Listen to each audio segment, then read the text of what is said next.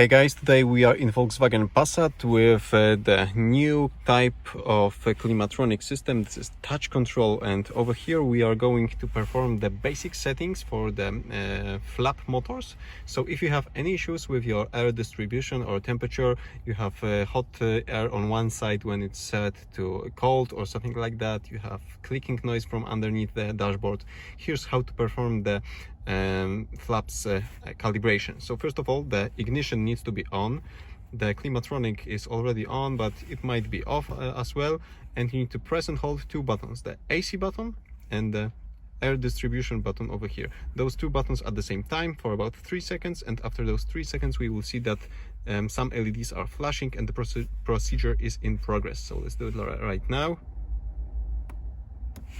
And we can see that this is blinking, and right now we will hear that the vent motor is spinning up. We have some clicking noise from underneath the dashboard. You can feel the air coming from different vents, so from here near your face, on the windscreen and on the footwell.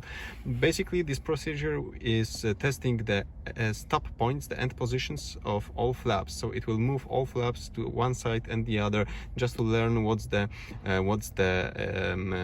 range of movement of each flap, and this will help the system control better the air temperature and distribution. And after it's done, you can see that the flashing is off, it's gone, and hopefully the issues that you had with your system are now gone.